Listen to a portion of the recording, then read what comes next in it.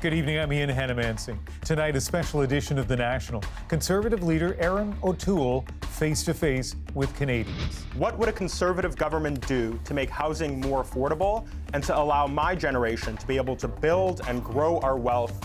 Rosemary Barton, voters, and a special television event. Your questions about affordability, climate change, and vaccine mandates. We have to respect people making the decision for themselves. We have to educate, and even the way you're describing it, Rosie, is almost them versus us. And in a pandemic, it's not them versus us, but we have to work together. It's about safety. It's about safety, Absolutely. public safety. The fight over battleground Quebec, different approaches, and new challenges emerging. The growing COVID crisis in Alberta. We're in a place right now in this province where things are already dire. Why schools are becoming the new front line. And the Toronto International Film Festival is back, if a little different. The streets are vacant, there's a lot less people, no lines. This is The National. On this Sunday night, as the short federal election campaign enters its final critical week, you may be looking for more information to help make up your mind. Well, starting tonight, we're bringing you the party leaders face-to-face with voters, answering questions about their policies and their promises.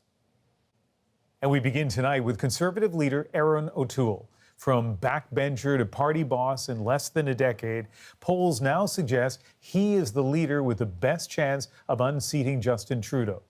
I said when I won the leadership, I wanted to grow the Conservative Party and movement. I wanted more people to see themselves reflected. But I also think, and I've been very honest as a leader, there's some areas in the last couple of elections we haven't met the expectations of Canadians. Assurances of a big tent approach aside, O'Toole presides over a party divided over a number of issues, from climate change to conversion therapy. To win, he'll need to convince Canadians that he can bridge those divides. Tonight, 4 undecided voters will put him to the test. And that all starts in about 20 minutes, hosted by CBC's chief political correspondent, Rosemary Barton. But now let's turn to other news from the campaign trail, and let's begin in Quebec. Evan Dyer has the latest on how an endorsement could be changing the course of the election there. Moi, je suis nationaliste. François Legault is a popular premier, so his endorsement matters. Last week he threw it behind the Conservatives' Erin O'Toole when he warned that Quebecers should beware of Liberals, New Democrats or Greens. Liberals are pushing back. People don't like to be told what to think and how to vote. 14 years ago, another popular premier, Conservative Danny Williams of Newfoundland, put a hex on the federal Conservatives under Stephen Harper after Harper reneged on a promise not to claw back equalization payments from a struggling Newfoundland. A, B, C. Anything but Conservative. Newfoundlanders sided with their premier, and Conservatives have never recovered in the province. Now Bloc leader Yves-François Blanchet is trying to capitalize on an English-language debate that he says insulted Quebec, with some success. There's really this allergic sensitivity to being criticized when it's perceived as coming from outsider. And so you need, when you're voicing critiques of those laws, to be mindful of that and avoid those traps. But after damage control on Friday, Liberal leader Justin Trudeau today took aim at one of those laws again, Bill 21, which restricts the wearing of visible religious symbols in some public jobs, a bill not all Quebecers support.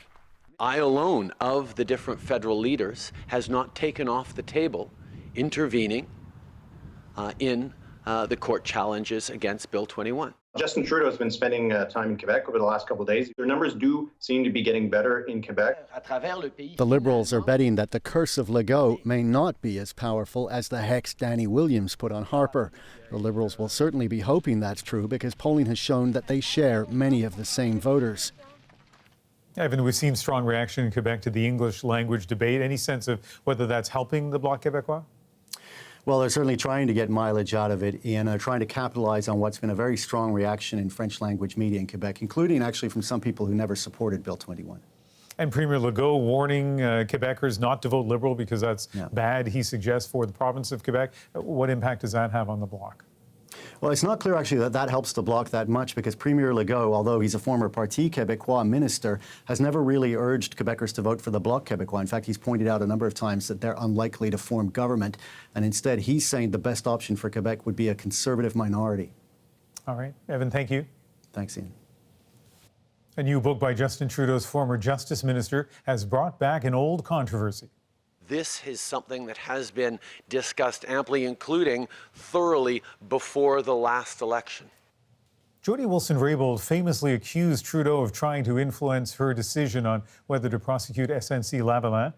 In her book, she says the RCMP considered as late as this January whether to investigate Trudeau.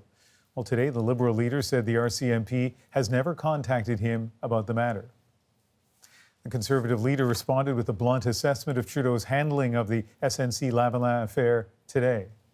Justin Trudeau was pressuring his minister to lie. This is a culture of cover-up, a culture of insider access. We will balance the budget with... Erin O'Toole said an elected Conservative government would lift cabinet confidences and allow the RCMP to continue investigating possible obstruction of justice over the affair. The NDP has put some price tags on its major promises. Today, the leader, Jagmeet Singh, defended his plan to tax rich Canadians and corporations as a way to steer cash to those who need it. David Thurton has the story. On this Toronto University campus, student debt is top of mind for many. I think that's definitely a good topic that needs to be advocated for a lot more. The NDP is promising billions of dollars to lighten their load. These students say the need is huge. I hear a lot of people in first year and second year, and even people who graduated, talk about it and their struggles with it. The NDP's costed plan calls for some $250 billion in new spending. There's $68 billion for universal pharmacare, dental care, and mental health coverage, $30 billion for Indigenous communities, including for clean drinking water and compensating First Nations children and their families, as ordered by the Canadian Human Rights Tribunal, and nearly $4.2 billion for eliminating some student debt and interest payments. Historic spending, the NDP says, paid for by a new wealth tax and boosting the corporate income tax rate. We're going to make sure that the super wealthy pay their fair share. The party says that would shrink its projected deficit from $145 billion this year to nearly $34 billion within 5 years. We're fighting for you. We're going to make sure that you are put first. A former budget watchdog says the NDP plan still lacks details and not every item is independently costed. The number of their spending programs actually over time very likely are going to cost significantly more. And the Liberal leader says Canadians need economic growth, not just higher taxes. The idea that you can go with unlimited zeal against the successful and wealthy in this country to pay for everything else is an idea that reaches its limits at one point. The Liberal and NDP platforms promise a lot of the same things, but Singh says his tax plan sets him apart from a party he says favors the rich. David Thurton, CBC News, Thunder Bay, Ontario. Some voters in Prince George, British Columbia are sifting through party promises to see what's there for people experiencing homelessness. A tent city has been creating conflict with nearby residents. Bell Puri spoke with advocates who say this is a national issue which needs more serious attention. This is my place. It's a tent, but home for Dallas Kelly and his girlfriend. We only like the homeless shelters because they're too packed, or sometimes couples and all that, they stick together. But these, they can't sit together into the homeless shelters. 90% of the people here are Indigenous. I feel safe. These are all my friends. But last month, there was a shooting. And today... There you go. Hey, it's Jordan. You had a bit of an overdose and we had to give you some Narcan. Jordan Stewart's nonprofit group works to prevent overdoses. There are very few programs that are available to meet the needs of individuals who have been chronically underhoused for extended periods of time while coping with the traumas of addiction. Up a nearby embankment overlooking this tent city, another neighborhood. My husband sleeps with a baseball bat, and he has chased many people out of our yard. I feel like I am imprisoned in my home. I'm afraid to go for a walk by myself. Vandalism and crime, they say, is on the rise. We really want something done about the homeless situation and the fact that nobody should live like that and nobody should be without a home.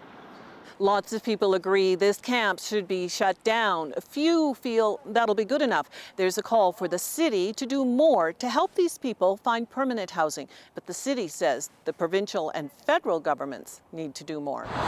For such a huge concern across the country, federal leaders have said little about the homeless problem. And I think I know why, because they don't know what to do. Party platforms include proposals for recovery beds, universal basic income, and rapid housing. But advocates say there's little that highlights homelessness. Honestly, I don't have much confidence in this election. This week, the city will try for a court order to shut down the camp, leaving its occupants homeless yet again. Belle Puri, CBC News, Prince George, BC. Rising COVID-19 infections remain a source of anxiety across the country, but in Alberta, the pandemic appears headed towards crisis levels. These provinces are all dealing with a fourth wave of COVID hospitalizations, but the scale of serious disease in Alberta dwarfs all of them. The situation has deteriorated rapidly. At the end of July, the pressure on hospitals had eased. The province's chief medical health officer confident, saying a surge of severe outcomes is much less likely. Since then, though, hospitalizations have increased about eightfold, and COVID deaths now also surging. This past week, the deadliest seen in the province for months. All of this as students, many of them too young to be vaccinated, begin their school year. As Erin Collins shows us, there are outbreaks reported in some schools and no sign the government is changing course. Alberta's schools, the latest front line in the struggle to contain COVID-19. Just weeks into the year, schools across the province already reporting outbreaks, including the one Sydney George's daughter goes to. Her family was sent a letter notifying them 10% of students were already homesick. I wasn't that surprised the case rate is going up so high, so fast, that it kind of seemed inevitable. Different family, different school, similar letter. Andrew Friesen's daughter's elementary school also has an outbreak. Last year there would have been contact tracing, so we would have known at least if the case of COVID or respiratory illness was in their classroom. No, they just say 10% of kids are home, which is a staggering number of kids to be home. With Alberta's hospitals bursting, school outbreaks an unwelcome development. The worry that increased spread in schools could put added pressure on an already stretched healthcare system. We're in a place right now in this province where things are already dire. I'm worried that if someone in my family needs hospital care, that they won't be able to access high quality care. With vaccination stalled, pressure is mounting for the province to do more to slow the spread of COVID and encourage more Albertans to get the shot. The rest of the country and good chunks of the world are going in this way, and so I believe that a vaccine passport is a much better incentive than $100 gift cards for people. Still, there is resistance to that push. Hundreds gathered in Calgary today to protest just the idea of a vaccine passport. Protect yourself, stay healthy, take your vitamins, take the things that actually do work. This is a march demanding inaction, held as COVID cases surge and many doctors and parents plead for the opposite. Both sides waiting to see what, if anything, their government will actually do. Erin Collins, CBC News, Calgary. And as we noted, Saskatchewan is continuing to see a rise in COVID cases during that province's fourth wave. 420 new cases reported today, Saskatchewan's third highest daily total since the beginning of the pandemic. The province also saw 3 new deaths. Just last week, officials announced elective surgeries and other non-urgent services would be delayed because of these surging case numbers. The FBI has released a now declassified document that details links between a handful of Saudi officials and the 9/11 hijackers, suggesting they aided the plot. Those same links were the subject of the CBC documentary Unfinished Business that first aired last night. Families of the victims of 9/11 are suing the Saudi government, alleging it supported the hijackers. But the document released this weekend offered no real proof of wider Saudi official knowledge or involvement with the plot. North Korea says it successfully tested several long-range, newly developed cruise missiles this weekend. These are different than the ballistic missiles the country previously launched, most recently in March. Pyongyang calls the tests a defensive measure, accusing the United States and South Korea of hostile policies. Joint military exercises held by Russia and Belarus have put their neighbors on edge. Those two increasingly isolated nations appear to be forging new connections. Our new Moscow correspondent, Briar Stewart, looks at why that's a concern for the West. As Russian President Vladimir Putin and Belarusian leader Alexander Lukashenko speak about bringing their countries closer together, they're both increasingly isolated, cut off by sanctions and soured relations. Poland declared a state of emergency near its border with Belarus after seeing a surge of migrants. The government contends Belarus is pushing them over. The emergency order is also in place because of this. A massive military exercise being staged in Russia and Belarus over the next week. Purely peaceful, Putin insists. NATO isn't so sure. Russia should behave in a predictable and transparent way. We are closely monitoring a Zapad exercise. This drill is held every 4 years, but it's now taking place amid rising tensions. This year, exercise is more secret than it was 4 years ago, and I think it reflects the state of West-Russia relationship, which this defense analyst says hasn't been so bad since the Cold War. Experts say Russia has long been pushing for a deeper military foothold in Belarus, which it sees as a security buffer between Europe and NATO. Belarus has always resisted, but the dynamics have changed. Last year, hundreds of thousands took to the street to protest Lukashenko's re-election. In the violent crackdown that followed, many were jailed or forced to flee. All of it has essentially torched the country's relationship with the West, making it even more reliant on Russia. Pavel Latushko was once a minister in Lukashenko's government. He's now in exile in Poland. Russia is using this situation to its advantage, he says, adding that he fears there could be new military bases across Belarus. Briar Stewart, CBC News, Moscow. After a year and a half of pandemic shutdowns, the stars are once again walking the red carpet at the Toronto International Film Festival. Eli Glasner shows us how things have changed in a year where festival organizers are trying to get things back to normal. Venice may have gotten attention with the arrival of Bennifer and the arm nuzzle seen around the world. But the secret to Venice's viral moments was a physical barrier keeping the Hollywood glamour far from the press. Critic Cody Derricks was there and saw it in person. There was no mistaking it. It was a wall, and it was meant to keep you out and keep them in. Hi, how are you? In Toronto, there was more access, which saw some stars returning and readjusting. I feel weird, I feel really weird. It's like something that should be familiar, but it feels very new and strange. Just even being in a pair of high-heeled shoes, I'm like, I don't know if I'm going to make it. Critics who came back also had to adjust. The streets are vacant.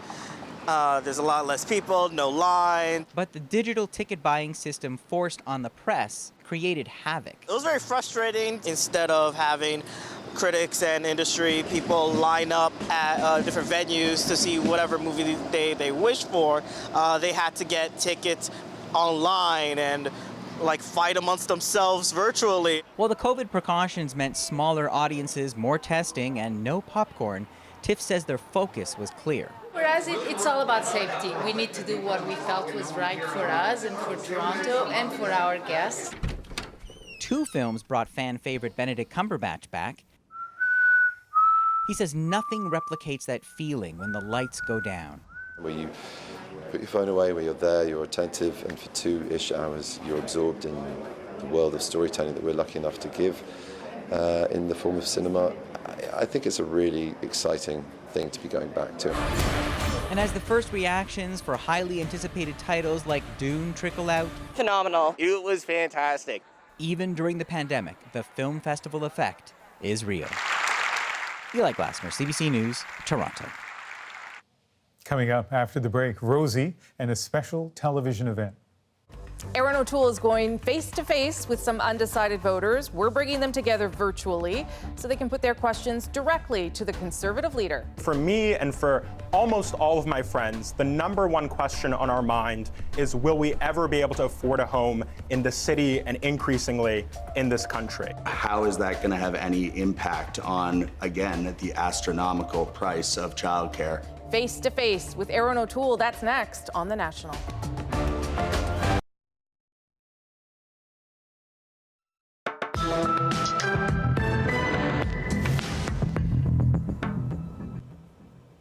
Hello there and welcome to Face to Face with the federal leaders. I'm Rosemary Barton. I'm here in the National Studio in Toronto.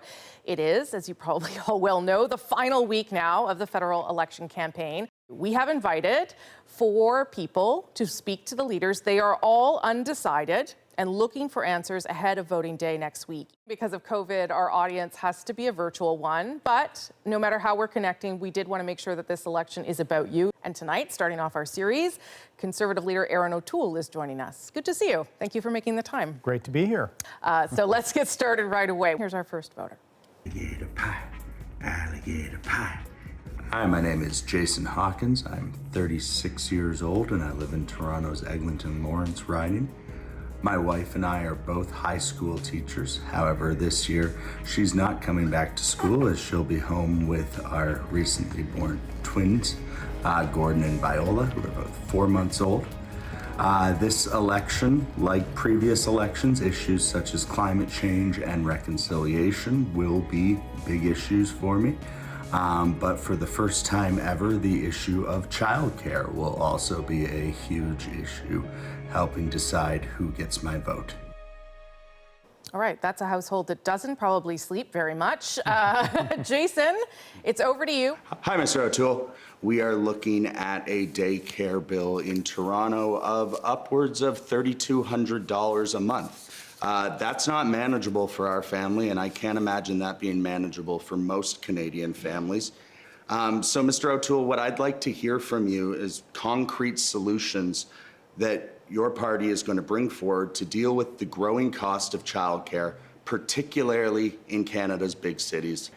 Look, childcare is on the minds of all families, and we had our first child, Molly, when we lived in Toronto in the beaches, and it took us months to actually find a spot for her so that Rebecca could return to the workforce. So I get it. What we're offering with our approach is a way to try and help all families directly through the tax system, giving them the flexibility to come up with what works best for them and their circumstances. With the lower income levels, the amount we want to help will represent about 75% of the cost based on a one-child situation, of course. And it won't just come at tax time, it will be a benefit throughout the year so that there's that go-to support. And it's immediate. Jason, I'm going to have a little go, if you don't mind. I asked you this at the debate on Thursday night. I'm not sure I got an answer then either. I get what you're saying, that you want families to have choice. But in order to have choice, you also have to have things to choose. And your plan doesn't directly try to create spaces, which is also sort of the other part of this equation. Is there anything you could do to do that? Are you concerned that you're giving people money, but not actually giving them access? Well, and this is a bit of an area that's not well understood. It will create more spaces. This is what the C.D. Howe Institute just by studied. the market demand. Just by providing more resources for families directly. Is every dollar tied to a space? No, it's tied to allowing the family to make the decision. Right. I'll often use the shift worker as an example. We've talked about our front lines, our nurses, our PSWs, they often will work evening shifts. Sure. So a spot in a school that won't be open, that's not a solution for a lot of families. But you keep saying that it's a spot in a school. That's not what I understand the Liberal plan to be. The Liberal plan is to create a national childcare program across the country. You say it's going to be sort of the market that will create how long is that going to take? Surely that's going to take just as long as the Liberals promised to create spaces over 5 years. No, this is going to give families help now. So in Jason's situation, they have 2 young children right now, babies. They will get support right away when we roll out this program. And we've said we want to transition. But they won't get spaces. They'll get the money. They'll get the money. And then have to go find the spaces if there is one. If they're in one of those provinces where the spaces will be created in 5 years, there's nothing for them until their kid's already in junior kindergarten. Jason wants back in. Jason, go ahead. Again, I'm kind of hoping to know what your definition of the low income bracket is. Where is your cutoff? It would be the folks that are in the lowest income tax bracket, which I don't think in your case as a teacher you would be, Jason. I'm just being honest with you. Can you please put a number to the top of the lower income tax bracket? How much are those families bringing home every year? It's very low. It'd be in the $30,000 range. Jason, I don't know if you were satisfied. Were you satisfied with any of that? Did it help you in any way? You could be honest. It sounds like the Conservative plan's not really targeted towards me or people like me. Okay. All right, Jason, thank you for that. We're going to get to our next voter. Here we go. Hi, my name is Taylor. I'm a 40-year-old transgender woman from Winnipeg, Manitoba. Born and raised, lived here my entire life. I'm a data analyst. I've worked out of the same company for just over 10 years now. Love playing sports, especially softball, as you can tell. Fitness, too, obviously, is important to me. And for fun, you can find me singing karaoke. I always like to sing a song or two. I'm an undecided voter because I want to know more about what is going to be done to end bigotry and hate-based abuse. Let's be leaders and role models for the rest of the world. Taylor is in my hometown of Winnipeg. Thank you so much for this opportunity to spend time with you. Listen, Canadians are increasingly intolerant towards two-spirit, transgender, and non-binary individuals, and Canada is not doing enough to give us the quality of living that we have the right to. With your party, how would you ensure that everybody agrees that we all have a right and we all are valid? Well, Taylor, let me say, you are valid, and I will fight and stand up for you and your rights. And all I can do as leader is set that example and tone. What I try and do is engage in dialogue respectfully and to try and bring people to my point of view. So let me, Taylor, ask whether there's actually evidence of that. I'm sure you know what I'm going to ask about the conversion therapy ban. This was a piece of legislation that would make it illegal for people to be forced into conversion therapy, to deny them or try to erase who they are. A majority of the Conservatives, 62 MPs, voted against that. You voted for it. You believe that the ban should go in place. If you are such a good leader, if you really can lead by example, convince people in your caucus this is the right way forward, is this not evidence that you can't do it?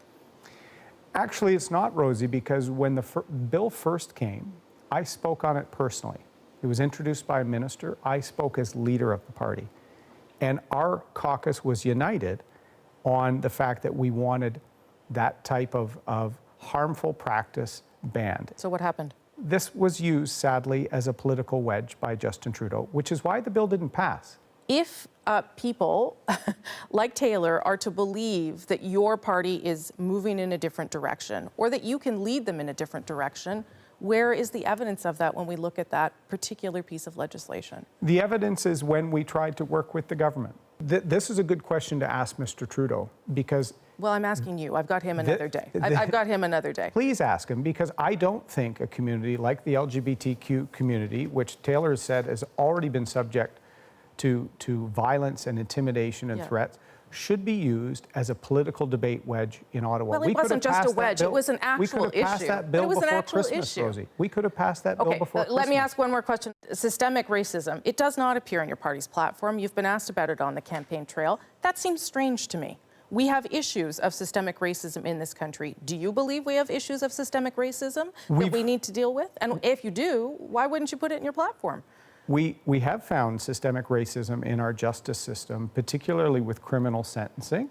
And we will tackle inequalities, Islamophobia, racism, anti-Semitism. We will play a leadership role as we should. That's good to hear. But again, if things matter to you, why don't you write them down? I mean, you keep saying that this is your plan, this is your contract with people, and yet you don't seem to place a priority on those issues, or enough of a priority to put them in there. I don't think that's fair. After the worst health and economic crisis in our national history, yes, Canada's recovery plan is largely based on getting people back to work, but that doesn't mean we don't want to be part of fighting back against intolerance, which I've called the sort of shadow pandemic within COVID-19 has been the rise in hate crimes and intolerance. We've got to all play a role fighting that. Okay, Taylor, thank you for that question. When we come back, more Face to Face on The National. What would a conservative government do to make housing more affordable? This is one of the most important issues facing our country.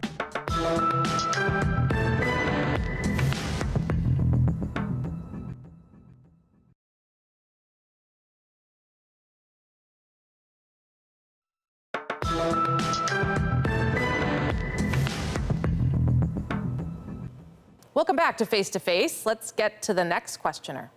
Hi everyone, my name is Arslan Gaimi. I'm 22 years old and I'm a debate and public speaking instructor at an academy called FDT in beautiful Vancouver, British Columbia. I'm an alumnus of UBC where I studied political science. I'm an avid fan of Canadian politics, an often disappointed fan of the Canucks, and most importantly, I am an undecided voter. There are a couple of issues that are important to me.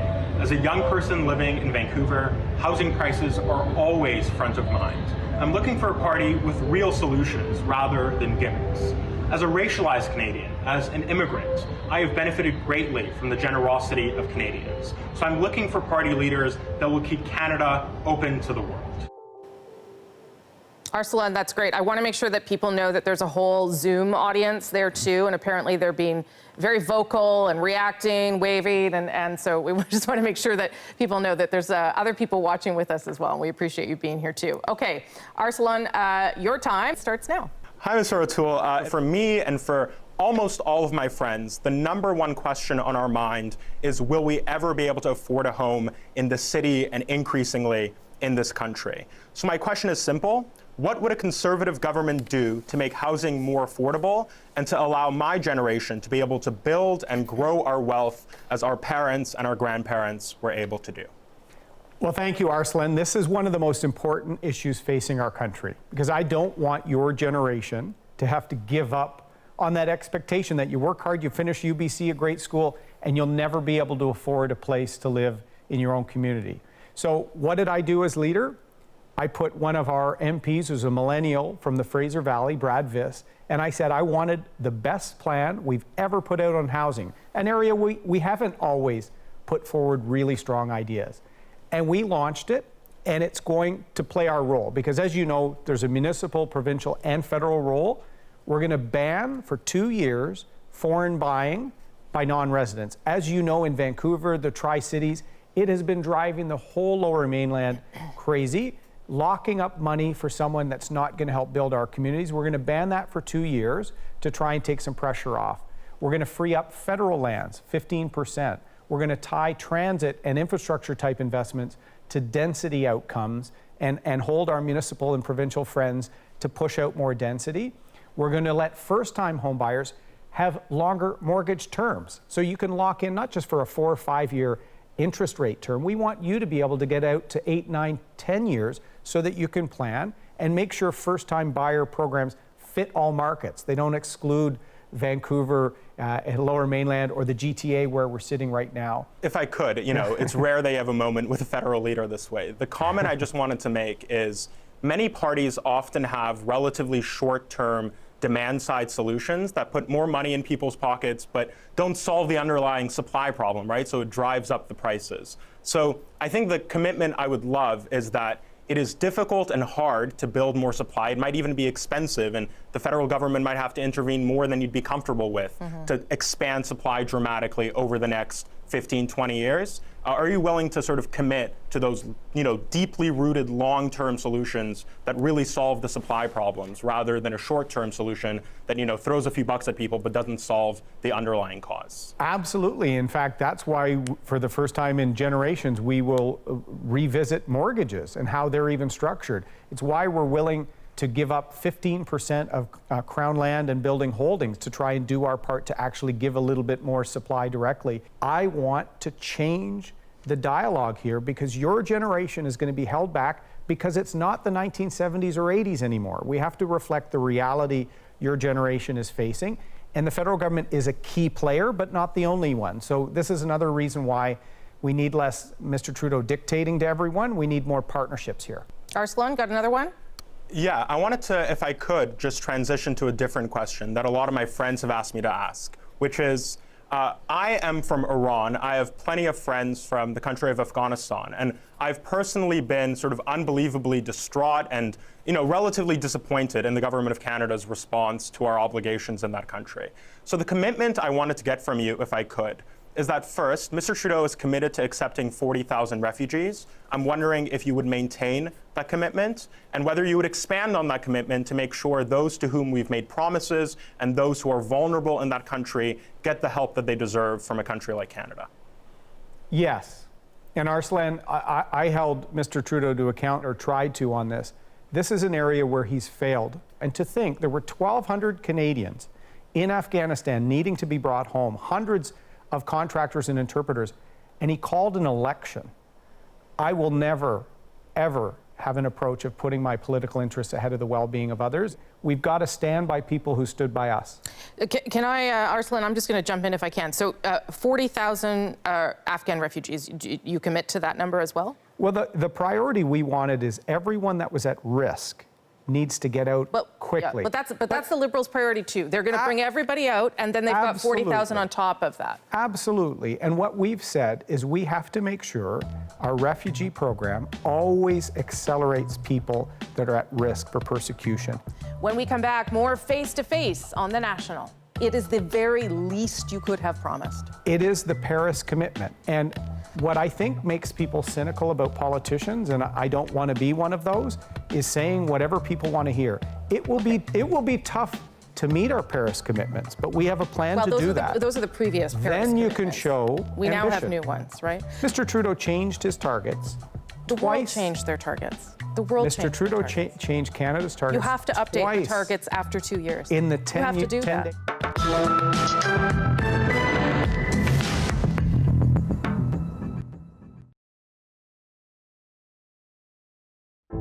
I'm Jamie Poisson, and tomorrow on CBC's daily news podcast, Front Burner, nearly 6 years after her disappearance, Sherry Furtuck's husband is on trial for murder in Saskatoon.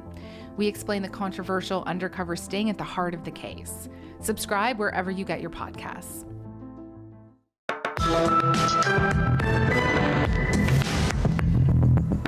Welcome back to Face to Face. Let's get to the next questioner. Hi, I'm Grace. I'm 26 years old and I live in Edmonton, Alberta.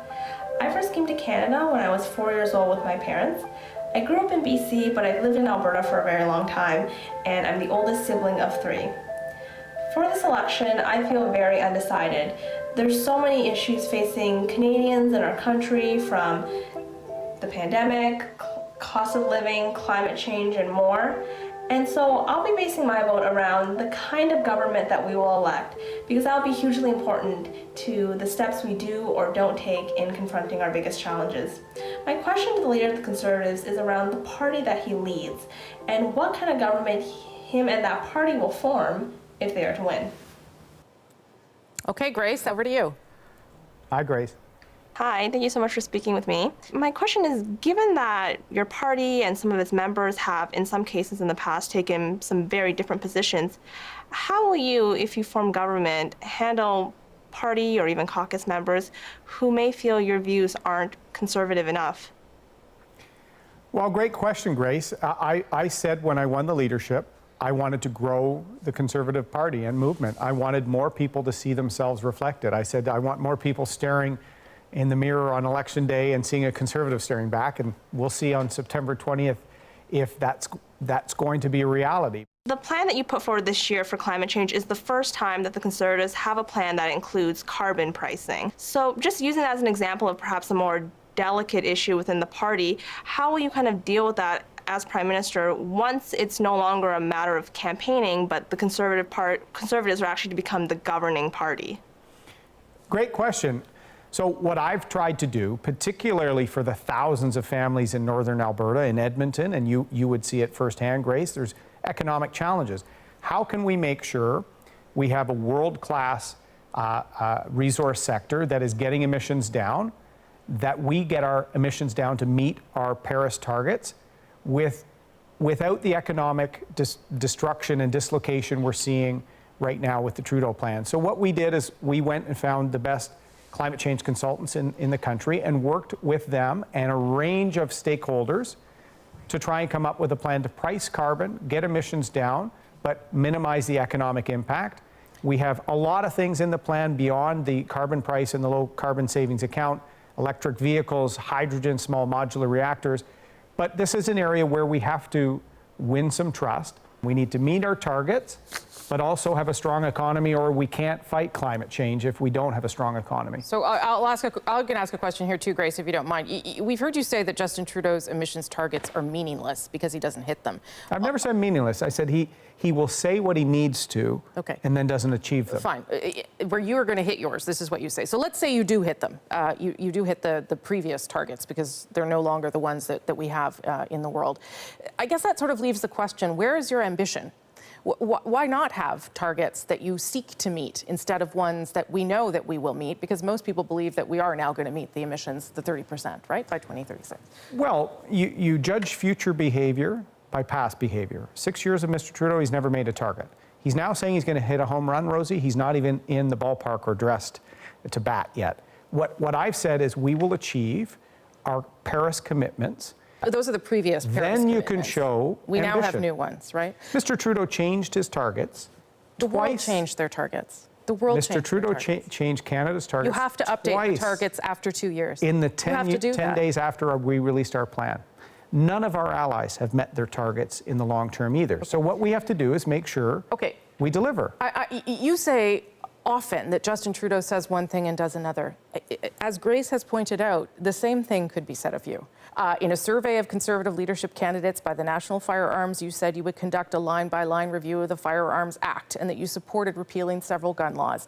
You then said that you were going to repeal the order in council by the Liberals for 1,500 weapons that they put on a list. You now say, no, all firearms that are currently banned will remain banned and we're going to review it. How does that work? You do understand that you have a credibility issue on this. I want people to know that we're going to keep the restrictions in place now, in place. Public safety is important for me. You can't keep the restrictions in place and repeal the ban. Those two things don't work together, Mr. O'Toole. Right, we're keeping the restrictions in place. Let's go after what is really leading to the rise in shootings in cities, which is the illegal smuggling. We live above a country with a lot of firearms, and we have to really work hard to keep them out of Canada because we have a much different system. But how is restricting the Beretta Storm weapon used at the Dawson College shooting, for instance, how is that political? Even in the Dawson situation, I believe it was an illegally obtained firearm. So what we have to do is stop that from happening. 90% almost of firearms used in offenses are illegally obtained from the United States. But surely restrictions on having the guns here would help as well. I think we have. That's why we've said we're keeping the restrictions in place. For how and we're going to try and take the politics. How long will that take, that review? We're going to let the review run. It will be independent because this is something that politicians should not be interfering with. It's never going to be independent. The people on the review board are going to be people named by you. No, I've said it will be public, and there'll be representation from all parties and all groups. When we come back, more face-to-face on The National. You're vaccinated, I'm vaccinated. Why should I have to go on a plane and worry if the person next to me is or isn't?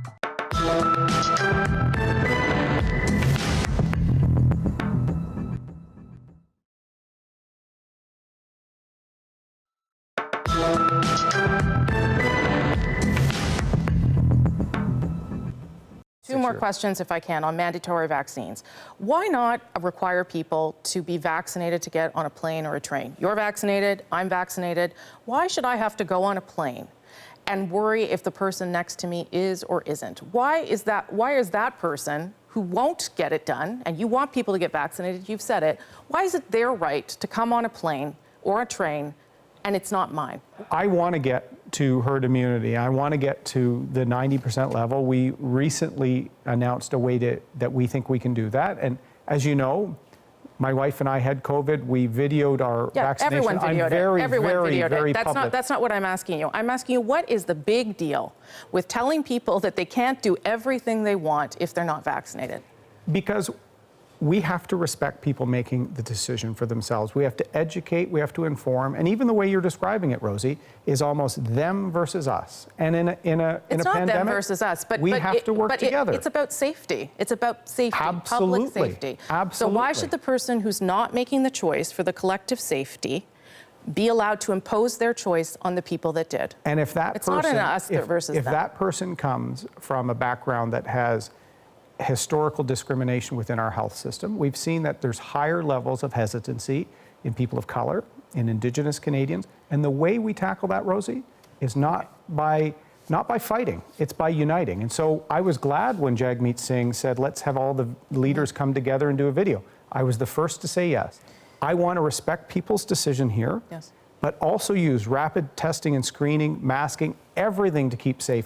Thank you very much. Thank you for your time. Thank you again to the voters. That's this special edition of The National. You can see the full conversation on CBC Gems, cbcnews.ca, and after your late local news on CBC television. Tomorrow night, it's face-to-face with the Liberal leader, Justin Trudeau. See you then. Good night.